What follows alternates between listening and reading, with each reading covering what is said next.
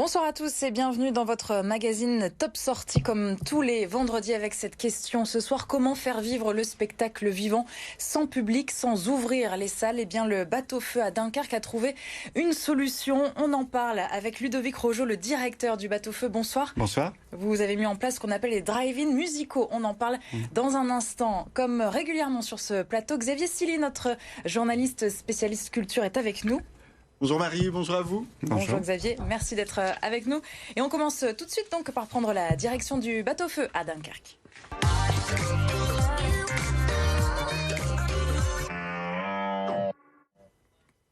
112 voitures et 300 spectateurs, c'était lors du dernier week-end de janvier à Dunkerque, donc du côté du bateau-feu. Vous avez mis en place un concert en mode drive-in. Qu'est-ce que c'est exactement ?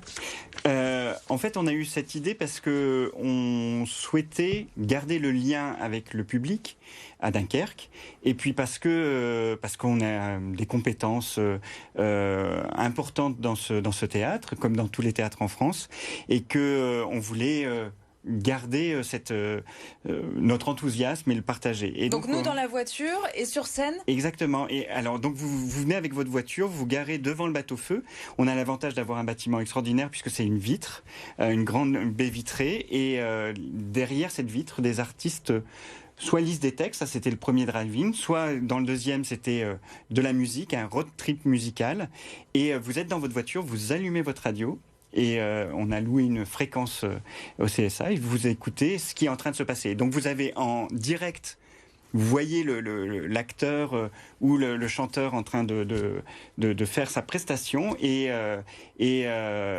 en plus on a bien sûr mis un grand écran, comme vous savez les concerts de Madonna. Oui. Donc vous voyez l'interprète. Parce que 300 voitures, voilà, au niveau visibilité, c'est pas évident. Et donc vous avez un très grand écran de 15 mètres par 9 je crois, et là vous pouvez voir en direct ce qui est en train de se passer. C'est pas en train d'être filmé dans la salle et puis vous avez la retransmission, non, c'est devant vous, et c'est assez génial puisque c'est cette forme de drive-in. Et justement, c'est assez génial, vous le dites, et je trouve ça même formidable pour ma part de garder ce lien avec le public. C'est d'ailleurs une demande de beaucoup de structures culturelles comme la vôtre. Aujourd'hui, j'ai envie de dire, il fallait y penser. Pourquoi ça se développe pas plus souvent, ce genre d'initiative dans les autres théâtres nationaux ? Parce que voilà, c'est une idée en fait qu'on a eue ensemble avec l'équipe du bateau-feu, puisqu'on a fait une réunion boîte à idées au moment du début du deuxième confinement. C'est rude, hein, le stop and go, on fait pas, etc. Donc on s'est dit, au lieu d'attendre qu'on nous dise qu'on peut ouvrir, si on peut ouvrir, on fera les spectacles qu'on a prévus dans la saison. Mais d'ici là, on se projette sur autre chose. Projetons-nous sur autre chose. Et on a réfléchi à ça puisqu'on a un événement qui s'appelle l'Histoire en série, on passe commande à un auteur ou une autrice pour écrire des textes qui sont lus dans toute l'agglomération, et donc ça c'était au mois de novembre, voyant que le mois de janvier allait être peut-être un peu compliqué, on s'est dit ces textes-là, on va les lire d'une autre manière, et surtout que ces textes-là parlent. C'est Sylvain Prudhomme qui a eu le prix Femina l'année dernière avec un texte qui s'appelle Par les routes. Il a écrit des textes à partir d'une expérience qu'il a eue en traversant les États-Unis en autostop, de la côte ouest à la côte est, et il a suivi la fameuse frontière avec le Mexique, le fameux mur de Donald Trump, puisqu'il souhaitait témoigner. Il a témoigné dans un article dans la revue America.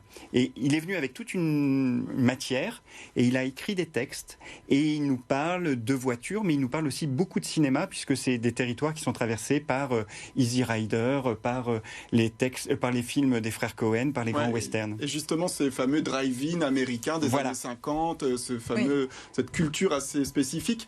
Aujourd'hui, j'ai quand même envie de vous dire, il n'y a pas des structures qui vous disent mais comment vous faites, et nous on voudrait bien reproduire la même chose. C'est quand même une technicité qui peut pas se faire partout. Alors ça demande une vraie technologie, une vraie technique, hein. Donc moi je travaille avec une équipe technique qui est au top, et puis on travaille aussi avec des partenaires, puisque vraiment la question de la captation et de la retransmission en direct, ça nous n'avons pas les compétences, donc on passe par des prestataires avec lesquels on invente les choses. On invente aussi avec les artistes, parce que ça c'est autre chose que de jouer devant une vitre comme ça, puis vous avez des voitures. Alors vous savez que les applaudissements, c'est avec des coups de klaxon et puis des appels de phare, donc ça c'est assez Quel réjouissant. retour vous avez eu des Dunkerquois, justement?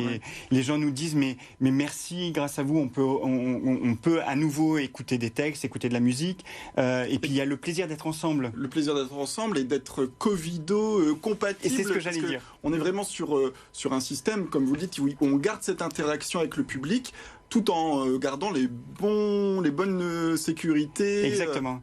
Et par exemple, habituellement, hors temps Covid, j'aime être à la sortie des spectacles pour saluer les gens, puis, vous voyez, sentir un peu comment la représentation s'est passée.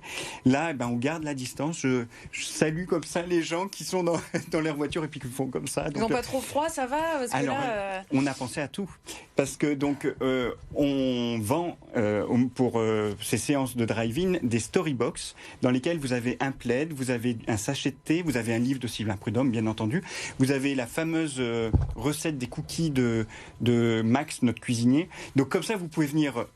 On laisse le moteur éteint. On laisse le moteur éteint et puis on apprécie la représentation. Ludovic, restez avec nous. Je vous propose tout de suite de regarder un petit peu les conseils de la rédaction cette semaine concoctés par Emmanuel Calafiore.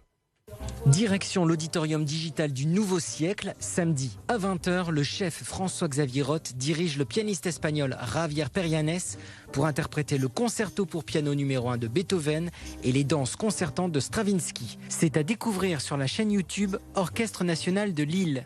Le musée d'art contemporain de Villeneuve-d'Ascq-le-Lame vous invite à une visioconférence à 18h ce mardi. La comédienne Anouk Grimbert échange sur l'art brut avec Savine Faupin, conservatrice en chef du musée. La comédienne parlera aussi de son livre « Et pourquoi moi je dois parler comme toi ?» écrit Brut et non brut aux éditions Le Passeur. Et vous avez toujours la possibilité d'explorer la collection du musée en ligne via le site musée-lame.fr. Le directeur du bateau-feu de Dunkerque est avec nous ce soir dans notre magazine Top Sortie. Le 18 février, Ludovic, nouvelle réunion entre Roselyne Bachelot, ministre de la Culture, et les différents acteurs. Qu'est-ce que vous attendez de cet énième rendez-vous ? Ce que j'attends, c'est avoir un peu des informations sur comment on peut... envisager un peu l'avenir.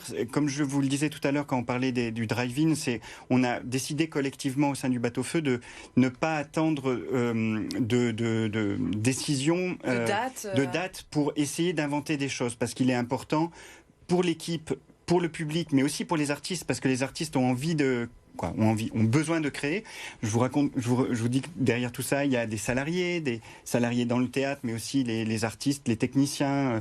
Donc il y a besoin à un moment donné que cette économie et cette dynamique qui existe au sein du secteur culturel, on est un peu en apnée là en ce moment. On a besoin d'avoir des perspectives pour pouvoir respirer et se dire on va pouvoir avancer, réinventer nos métiers, etc. Mais en tout cas, d'avoir des perspectives. Je suis aussi très impliqué sur les questions syndicales, puisque je suis représentant du Syndéac au niveau régional. Et c'est vrai que notre syndicat, comme d'autres syndicats, sont très engagée justement dans les discussions avec la ministre. C'est compliqué avec elle ou depuis qu'elle est en poste?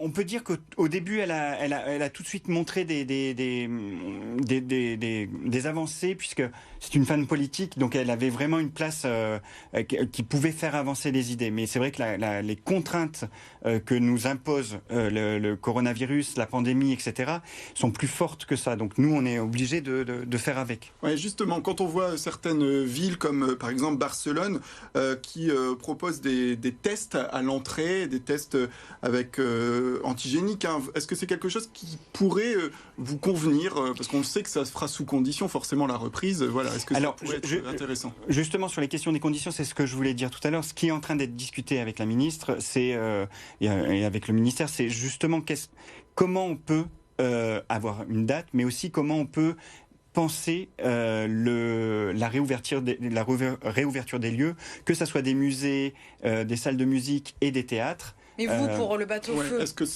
que ces tests antigéniques, ce serait faisable? Alors, nous, déjà, ce qu'on met en place, c'est tout un protocole sanitaire. Et quand on a réouvert au mois de septembre-octobre, on a mis ces choses en place.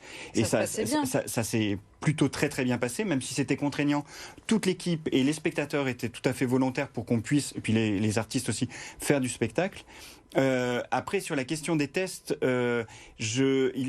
voilà, ça demande un petit peu d'en discuter, parce qu'à un moment donné, quelle technicité, qu'est-ce qu'on va nous demander de faire? Est-ce qu'on va, voilà, il y a peut-être des spectateurs qui ne souhaitent pas être testés, etc. Et quelle place nous on doit prendre par rapport à ça? Après, favoriser le maximum pour que tout le monde puisse voir du spectacle en confiance et en responsabilité, c'est en tout cas moi ce qu'on souhaite faire. On va juste peut-être revenir sur pour le téléspectateur qui regarde, qu'est-ce qui les attend pour le prochain spectacle en drive-in quand même. On va donner quelques informations. On va revenir rapidement du coup sur Ludovic. Alors, on a proposé un spectacle du théâtre et des lectures théâtralisées pour commencer. On a continué, parce que c'était dans la programmation de ce qui était prévu autour de ce voyage aux États-Unis, un road trip musical avec Nathalie Manceau et ses musiciens. Et le prochain, on a souhaité proposer une chose autour du théâtre d'objets, et donc de faire un driving pour les familles avec Caroline Guyot qui viendra nous avec raconter. Les enfants, du coup, plus axé sur les enfants. Tout à fait. Bien. Merci beaucoup, Ludovic Rogeau, vous. Directeur du Bateau Feu à Dunkerque, d'avoir été avec nous. On a une pensée aussi pour vos artistes, évidemment. Bien une sûr. période pas facile pour eux. Merci aussi à Xavier d'avoir été avec nous. Et lundi, on se retrouve comme chaque lundi pour revenir sur les résultats sportifs du week-end dans votre magazine 100% Sport. Nous reviendrons notamment sur le 8e tour de la Coupe de France, mais aussi sur la Ligue 1.